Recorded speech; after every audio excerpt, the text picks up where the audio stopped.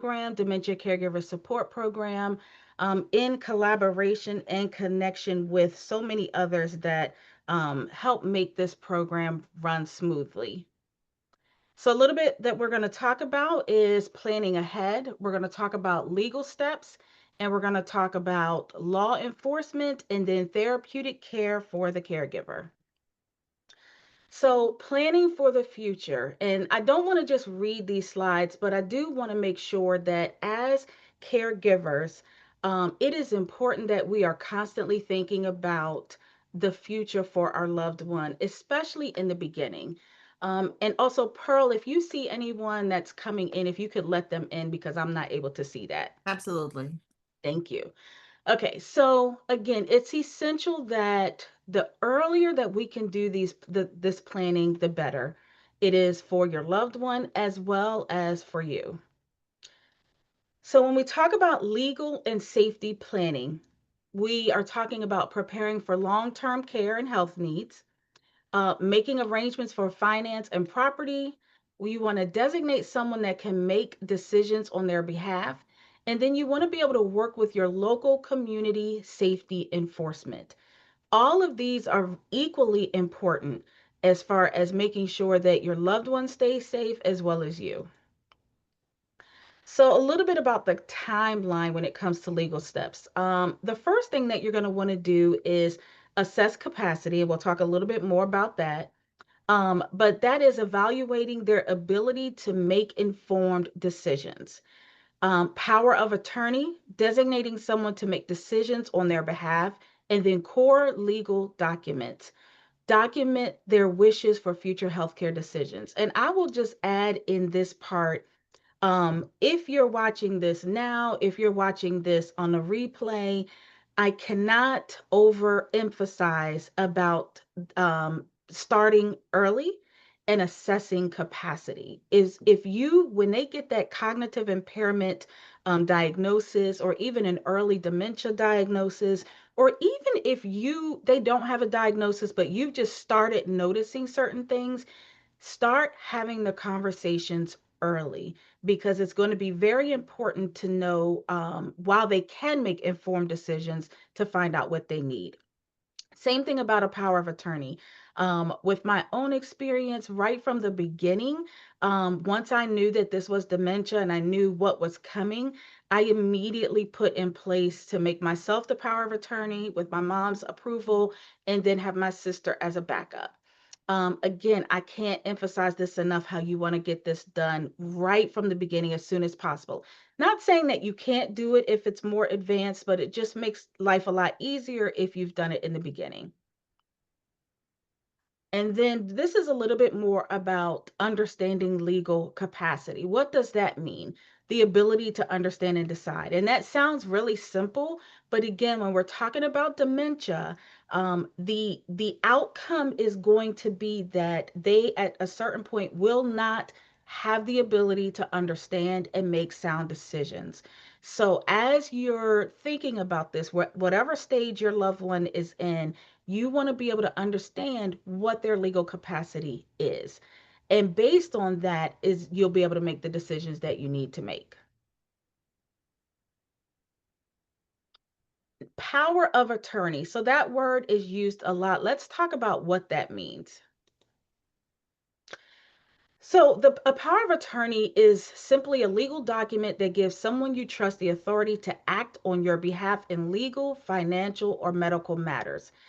And again, as I mentioned right from the beginning, this is not me speaking as an attorney. This is me speaking from experience and guidance. But I certainly encourage you to talk to different actual legal entities as you're working through this process. So there's a couple of different types of power of attorneys. You have the durable power of attorney, which remains valid even if the person becomes mentally incapacitated, which is exactly what you need when you're thinking about your loved one with dementia. You also have a financial one. This allows someone to handle banking, bills, property, and financial decisions, as well as your medical or health care power of attorney. And again, this allows someone to make decisions for you when it comes to your health. Now, I will say In my particular circumstance, when I was doing this, I did not know that I had to make the medical one separate. Fortunately, I already was listed to be able to handle medical things for my mom, but I would strongly encourage you in this journey to make sure you're working with an attorney and to make sure you have every single aspect covered. And I'll pause for a moment to see if anyone wants to jump in. Pearl, if you see someone raise their hand, because I can't actually see y'all's screen. But if anyone has any questions up to this point or any comments,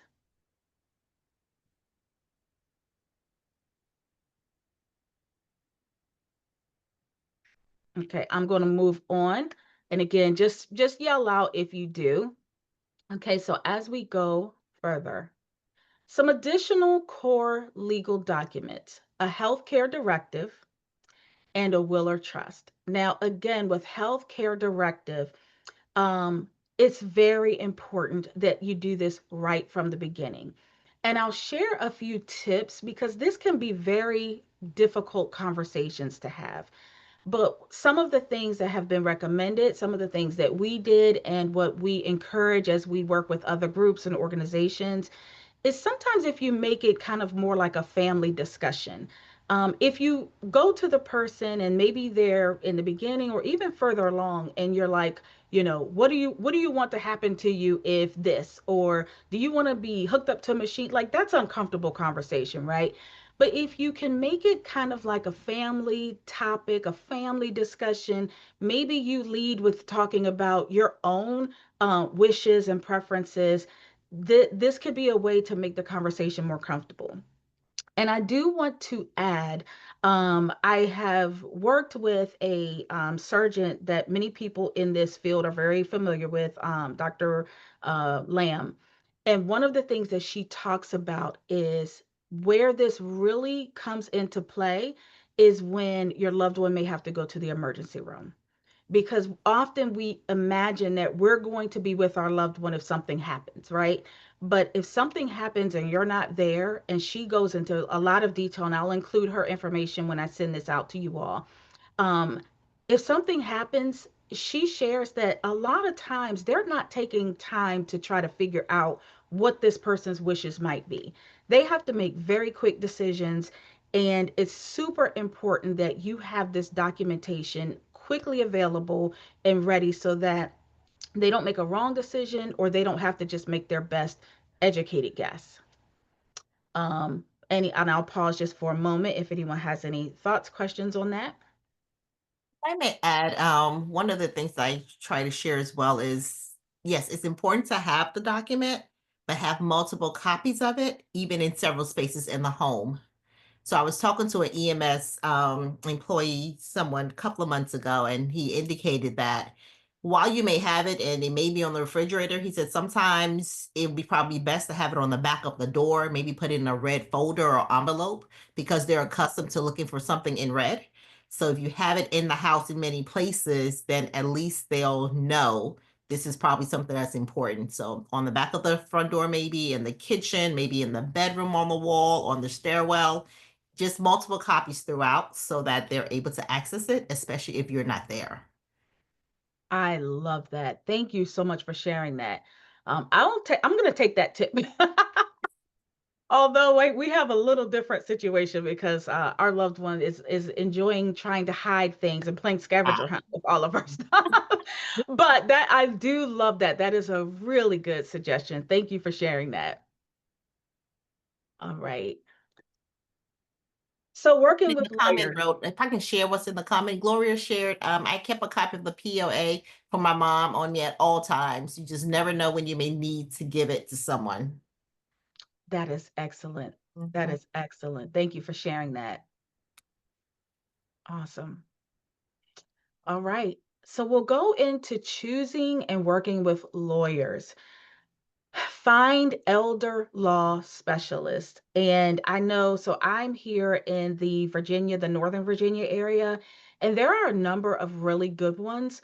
I definitely encourage you, no matter where you are, to look specifically for this type of lawyer. just because, again, they know those nuances and can really help to make sure that your loved one is going to be taken care of. That second bullet, ask about experience with dementia cases. And I have to pause on this because often when I talk to people, people will talk about caregiving of a loved one that does not have dementia. And while that brings very interesting challenges and unique challenges, I'm sure all of us can attest, as those that are taking care of a loved one with dementia, that it is a very different experience. So when you're working with these lawyers, these specialists, you really want to see if they have experience with dementia cases so that they're familiar with these various nuances. You also want to prepare documents before meeting. And what I didn't type here, just because I wasn't sure if any lawyers were going to be joining, but it is not cheap. Um, some here may have experience with working with ones that may offer, reduced or discounted services. But here in the Northern Virginia, Prince William County area, sometimes just to have an hour consultation, it could run you anywhere from $300 to I've even seen $700 just for that first hour to 90 minutes. So the more that you can have ahead of time, if you can have all your documents ready, because if you have to do, 120 minutes or something like that, you're going to be charged a lot. Um, so I really wanted to make sure to include that. And then again, we talked earlier about your loved one's capacity. So involve them when possible. And, just as a little side point to this, and Pearl, I would love if you want to jump in on this too. When Sure. we talk about involving your loved one, I've seen so many times where a person is talking as though their loved one is not in the room. Yeah. Don't think just because you have them there that you're involving them in the conversation. Try your best, and I get it, especially as the disease advances, it can be frustrating. Sometimes you just want to get something done, but to the best of your ability, always remember you're still trying to keep their dignity, and are able to understand certain things even if they don't understand the wording. They understand maybe the tone. They understand emotion. So if something is disturbing, they're picking that up. Pearl, did you want to hop on that and kind of add anything additional there? Sure. It was especially important when I was working with my mom when I first got the diagnosis after I realized something was happening. And because she was like the matriarch of the family, I started actually positioning myself behind her when we went to medical appointments. And I would, Mm, of course, talk to the physicians to let them know. Because unfortunately, you literally have to let the staff know each and every time that your loved one has dementia or Alzheimer's so that they are even more patient when they're talking to them. But I would yeah. position myself like slightly behind her so that she's the one who was always facing the physician. And then I would be able to, and sometimes when she was still communicating, of course, she may say something that may not be 100% accurate, but then I could either nod yes or maybe nod no, or just have this look on my face for the physician to probe a little bit more, or maybe invite me into the conversation Yeah, yeah, instead of I like love talking that. past her or talking over her. Um, and it was most important even at like assisted living facilities or rehab when she had to go through those spaces when we're having a care plan meeting. I always made sure she was physically in the room with us. I love that. I love that. Thank you for sharing that. You're welcome. All right. So, a few financial planning essentials. Because again, so we talked about kind of the first step, when you're thinking about their medical needs, you're thinking about talking to an elder lawyer, and all of that. But now let's talk a little bit about the financial piece. Our loved ones many times have worked very hard to, create their financial security. And so you don't want this illness to kind of undo that. And we see this so many times. So, a couple of things that, again, we wanted to just provide tips around, um, as early as possible, but at any point, you want to organize accounts, bills, and assets. Um, And some of our loved ones might be old school. This is something that I'm trying to work on myself because I think I'm very unorganized when it comes to these type of things. And if ever someone needs to care for me, uh, it would be chaos. So you want to try to do this, as soon as you can, get things organized for your loved one so that you can make sure you're on top of that. You want to estimate future care costs. I cannot overestimate how important this is. And I'm saying this knowing that it can be very emotional to think about where this journey is going to go, right? But you definitely want to start thinking about, what may happen when they need more care than I can provide. What may happen when I need to bring someone in the home? What kind of future care costs are going to happen so that you can prepare as soon as possible so that it doesn't create a hardship on you, your family, and your loved one. And then you want to review insurance, Medicare, Medicaid, and VA benefits. These are all really good resources. And again, I can speak for myself. Um, I didn't really know much about Medicare before dealing with this with my mom. I didn't know that it's not something that kind of happens automatically.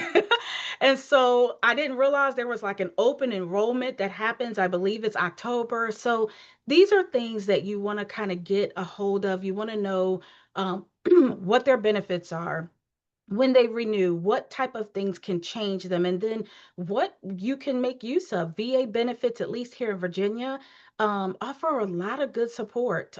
So, again, these are just the things that you want to make sure you have a handle on.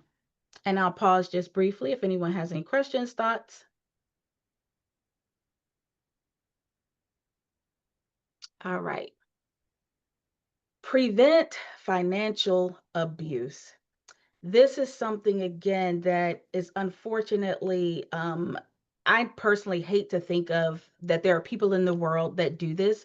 I like to try to live in a very rose-colored world, but unfortunately, there are people who really take advantage of the disadvantaged. Um, so for your loved one, you want to start looking for things like, is money missing? Are they having new contacts, new people? Oh, I talked to so and so, and this isn't someone that maybe you know about. I could tell you of some horrible stories of our loved ones in this space that have gotten taken advantage of, had their money completely cleaned out of their accounts. So you definitely want to stay on top of this. And some of those risks are scams, theft, and coercion. So you want to be alert and you want to act immediately.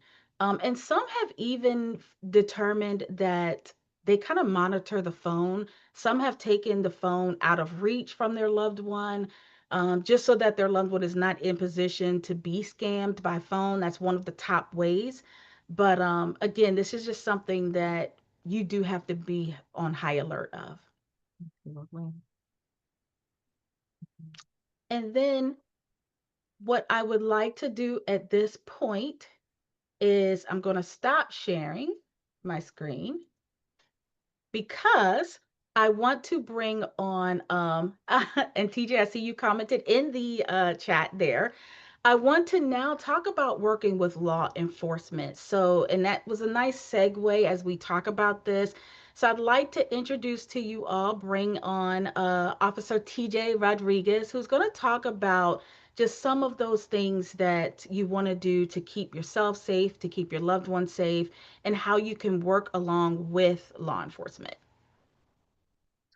First, again, Leah, I apologize for my tardiness. It was kind of a crazy end of my day. So by the time I got home, got a shower, I looked at the time and I was like, oh my gosh, I'm running late. So I do apologize. But I just want to highlight the last slide that you showed with regards to the financial abuse, especially with those with dementia. I also think that it's also important to understand what the implications are as far as what it looks across the United States. And so, as you said, it's a very sad situation that we have to have to speak about this. But according to the National Council on Aging, the estimated cost to victims is roughly about $36.5 billion annually in the United States. And so that's pretty significant, pretty scary.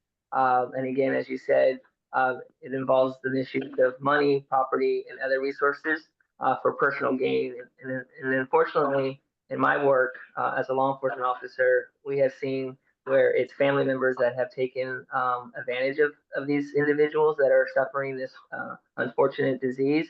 Also, we've also noticed that those that are caregivers, that we put the trust in those to help care for our loved ones, they're the ones also taking advantage of our loved ones. I've seen cases personally of financial abuse, medication abuse, where they've taken medication and have stolen it and to sell it. And again, pretty unfortunate. But as when it comes to working with law enforcement, the first important thing that I would encourage all members of this support group is to really make sure your local law enforcement is aware of your situation within your household. Within the jurisdiction I work, we have a program called Rapid SOS. That program allows you to put an alert on your house or a family member within that home to allow law enforcement to know the concerns of an individual within that home. Also, it's very important with that Rapid SOS, it gives us law enforcement officers the opportunity to have emergency contacts. Sometimes as when members that are suffering from this disease are in the early onset, they're a little resistant for the help. And so families let them still be a little bit independent. But then again, by the time we get to the residents in those types of situations, it takes us a little longer to get a hold of somebody, a family member. So if you already have that system in place, with your local law enforcement, that is key. So I would just say, depending on where you're at jurisdictionally, each jurisdiction may have a different program. Again, within the jurisdiction I work with, the program is called Rapid SOS. The county has Prince William County has a different program. I can't speak to Fairfax or any other jurisdiction within the region, but again, I know that your support group reaches all over. So I just wanted to say that it's important that you check with your local law enforcement. Now, some sheriff's office are also a full service, and they also have programs similar. They have a lifesaver program, especially for wanderers. So that's also very important to research. So again, though law enforcement are asked to wear many hats, and sometimes dealing with those that are suffering from dementia is just another hat that we have to bear. And sometimes it's very challenging for law enforcement because, again, an individual could present one way to us, but then again, the family is also telling us, no, that's not how they are.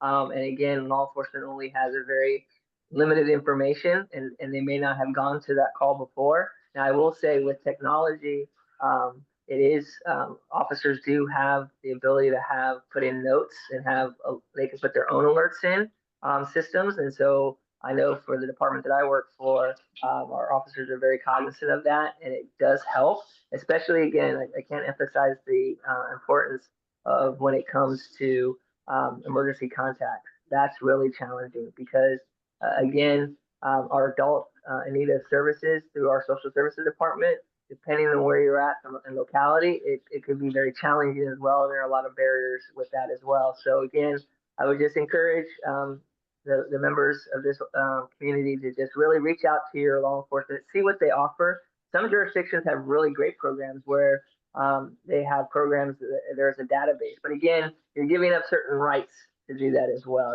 And again, some people want to remain private and keep their situations private. But I would tell you that if you're looking at this from a 20,000-foot view, it's important that you share this information with law enforcement so they can help you in any given situation.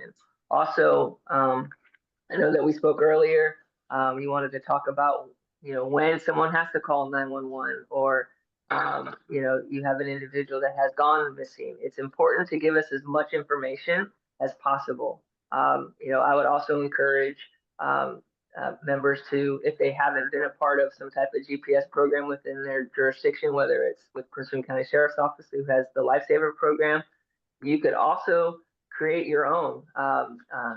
Air tags are not that expensive. I mean, it is a cost, but it's, you can put them in their shoes.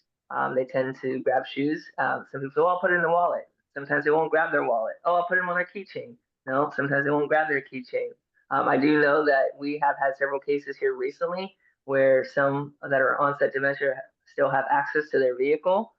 So it's also important that you share that information with us as well. Maybe put an air tag in there. Again, I know that's kind of big brother watching you, and you may feel as though you're infringing on some of their privacy, but their safety is very important. And so as much information that you feel comfortable sharing with law enforcement, and again, I want to be cognizant that, when you share information, you're sharing just the specific information you want to share. It's not that we keep this information for other things. It's a database in which we utilize for law enforcement purposes.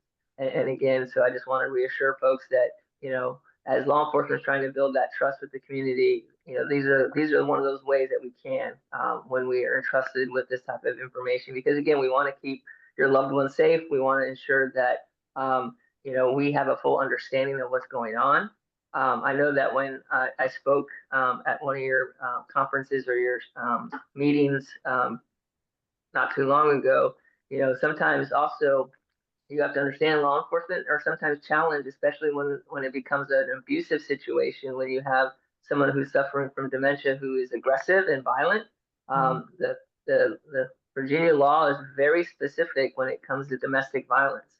But again, the more information we have, the better we can to divert or come up with some other better resolution for those types of situations. And so again, dealing with adults is very challenging because it's not like we can remove them from the home and place them in some type of facility. However, I will say that in Virginia, you do have, if it becomes a point to where, it becomes unbearable, though we use this for mental health patients, the code section under the mental health statute can also be utilized to have someone taken into custody for care and evaluation, especially if they are unable to care for themselves under the emergency custody order and the temporary detention order statute in Virginia. It does allow for the local community services board to kind of be engaged and figure out how they can provide services for that individual. Now, again, that's not the route that I would truly encourage to go, but I would just say that, also it's important to establish relationships with your local family social services department. Find out what kind of services they have. There are, I think in the last presentation I gave, there are a lot of local communities that have services for our senior citizens. And again, I would just encourage you to seek those services out as well. But again, if you're new to an area, I know a lot of times when people are taking care of members of their family, they may have to relocate and they're not familiar with these services. So again, it's important that you check out what local services are available for the needs that you need. So hopefully I've been able to give some nuggets to those that are in need of those nuggets. But I'm also open to answer any questions should anyone have any. And again, the other thing too is I know that sometimes our loved ones won't take their phones, but if we do know that they have taken their phone, believe it or not, phones can be pinged pretty easy and give us a pretty good idea of where someone may be as well. So again, just wanted to just thank you for always being on the forefront of this, always providing that space for this community, and always being a light for those in need. And so again, I stand here willing to answer any questions should anyone have any specifically that I can answer. Again, depending on where you're from, what your laws are, it'll different. So I can speak to Virginia. Wow. Thank you so much. I appreciate that. And while others might be thinking about some questions, you talked a little bit about when your loved one may become aggressive. I attended a conference a couple years back, and they talked about how elder abuse, as far as towards the loved one with dementia, was increasing, but that was a little bit skewed because could this be the person living with dementia got aggressive? and now the person taking care of them is maybe having to use some type of self-defense. The other thing they said is the stress, which was kind of speak to when Ellen speaks next. They talked about the wear and tear and the burnout of caring for a loved one, and sometimes they're noticing this aggressive or violence increasing because they're really kind of just tired. They're tired, they're frustrated. So I guess my question would be kind of what tips do you have if your loved one is showing signs of aggression, um, and you are feeling like you're kind of escalating in your behavior? What would you recommend for that? Yeah, so that's a great point. We all have our tipping point, right? We have our limit, right? And Yeah. so what I would first recommend is if you have a family support unit and you're able to tap out, that's always great, right? When you know that you're self-aware of your situation and maybe it's time to tap out and maybe have another family member step in. But again, that might not be the case for everybody. You may be the only one. So I would say the most important thing is kind of be self-aware of where you're at. Take a personal inventory of your own emotions. Always start your day with gratitude. Start your day with a prayer if that's what you need to get through the day. Just ground yourself, and again, I understand it gets very frustrating.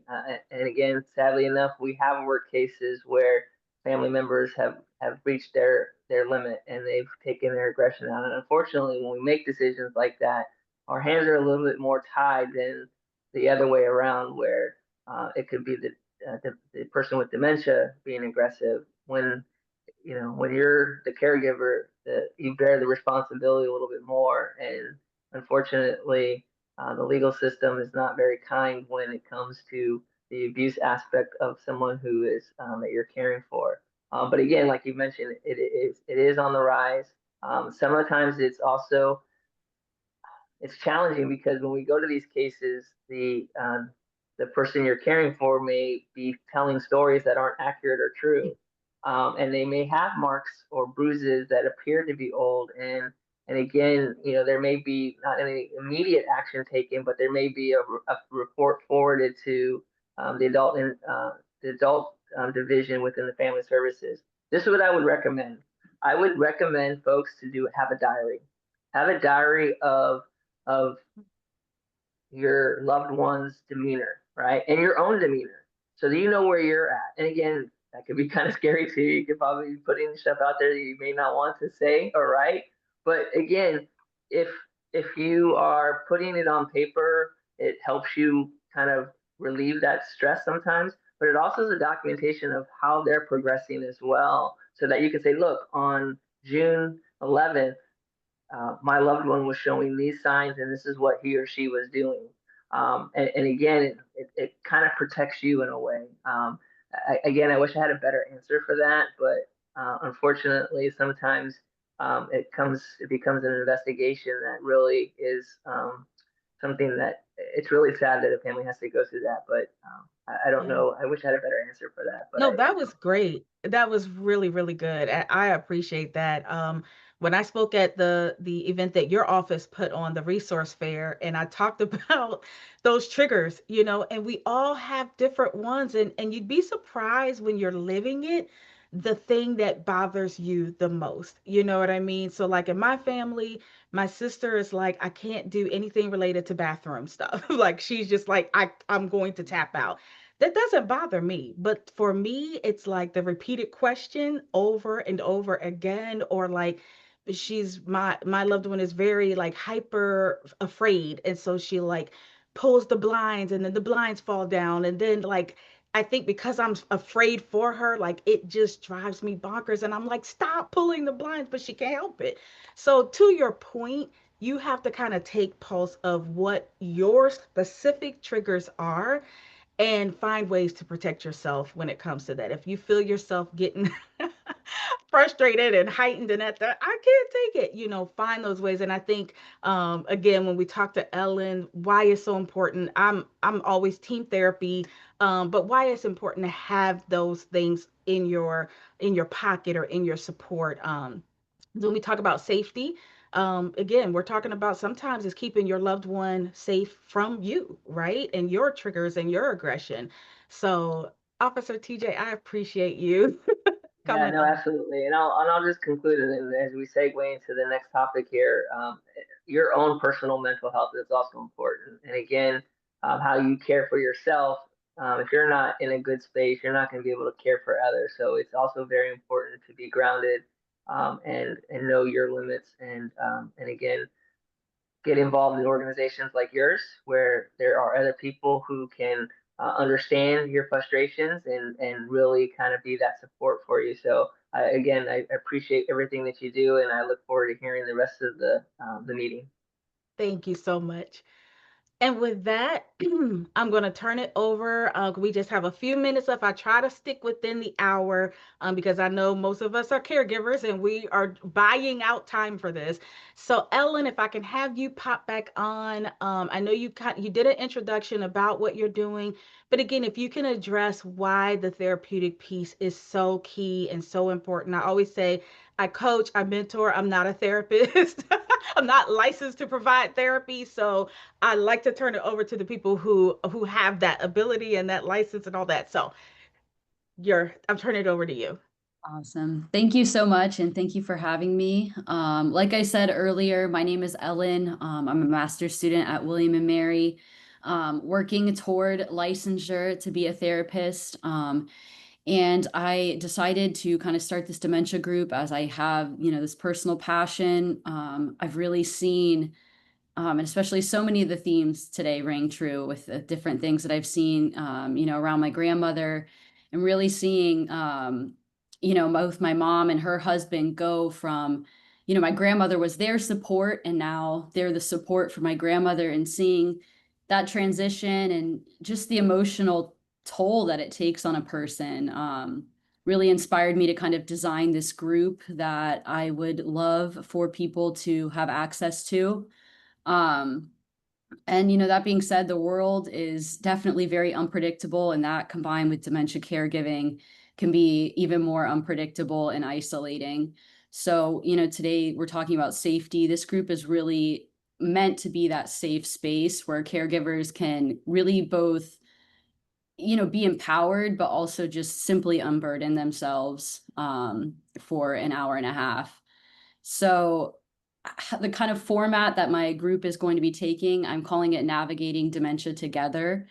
Uh, Mm, and because I really want to focus on that this is a journey that, we can find community in. Like I mentioned with my grandmother, we see shifting in community, and maybe this can kind of be a way for people to find a new community um, through honestly such a tragedy that dementia is. So, um, and that being said, caring for a loved one with dementia, it's both a deep act of love, but it is physically, mentally, and emotionally demanding. And a lot of that caregiving energy, it ends up being pushed outward. And I think, we just chatted about how, a lot of times neglecting your own needs can then become that you can't sustain that care uh, right. for others. So, self-care, such as this group, it's essential. It's definitely not selfish. I like to use you got to put your oxygen mask on before before others.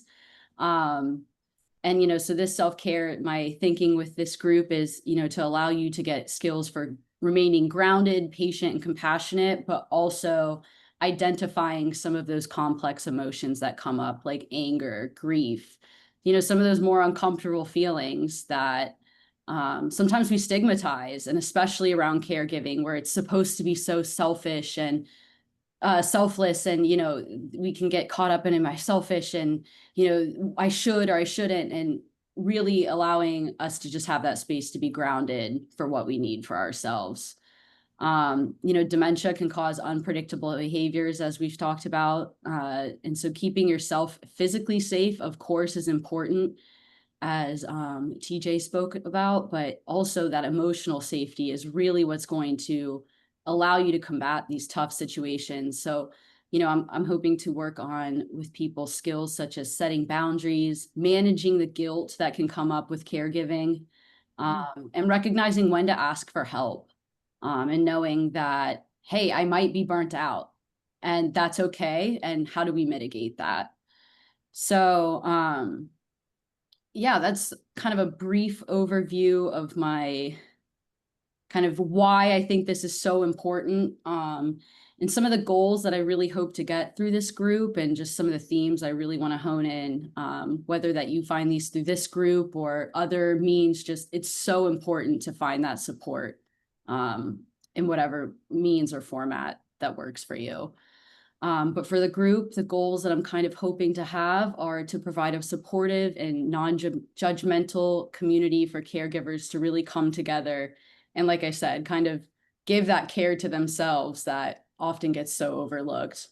And then really helping foster resiliency and coping skills, identifying emotions, and finally, encouraging meaning making and kind of naming different thoughts and feelings and experiences that come up for us throughout the journey that is dementia. And finally, what I hope to offer to the group as the facilitator are some tools, strategies, and then finally community resources, so that you walk away with not just, again, that space to unburden yourself, but also to be empowered. So finally, before I close here today and pass things back over, one of the tools that I want to offer to this group is a program that I'm partnering with somebody in the community, and it's a very new program. So I don't know if anybody has heard about it quite yet, but it was new to me and I was like, this is awesome that this exists. But it's called Guide. And it is a Medicare A and B program. If you have both of those and a dementia diagnosis, you can qualify. And I just wanted to bring that up because one of the benefits underneath that is that you can get, I think it's about $2,500 a year, but you can get a stipend to bring in outside caregiving help if you do need that break, amongst a bunch of other services. So I want to share the contact for him as well as I'll share my flyer. I am hoping to do this group. I'm kind of aiming for August to give people time to circulate and get it time to have it get on people's schedules. But I'm going to be offering two formats. One is going to be in person in Falls Church and the other will be virtual. And my hope with that is I don't have a preference, but however works for you to meet me and come together in community, that is my goal. So that's a little overview. I really appreciate this. And this was a fantastic meeting. Thank you, everybody. Wonderful, wonderful. Well, I appreciate that.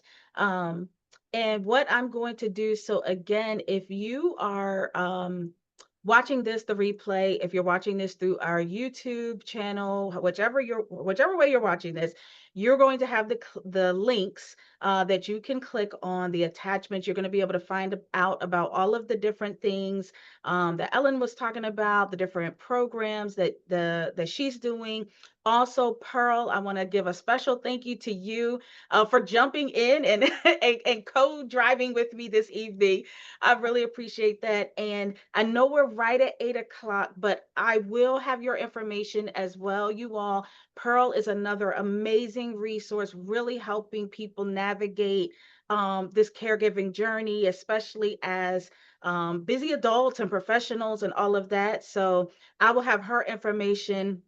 I always say the problem is bigger than all of us combined. So we have to work together. It's this gatekeeping stuff has to go. Let's work together. I appreciate all of you for coming on, joining. And like I said, you'll be getting this. You're all registered. That's live now. So you'll get all of this information in an email. And then the links will be there, as well as if you're watching this via YouTube, you can click the links down below. And I think that's it. Thank you. Anything, TJ? I saw you came back on camera. Was there anything you wanted to add? Be safe, right? All right. Thank you all for your time this evening, and be well, and reach out to me if you have any additional questions, and we'll see you next month for our next session. Thank you. Thank you, everyone. Good evening. Excellent meeting. Thank you.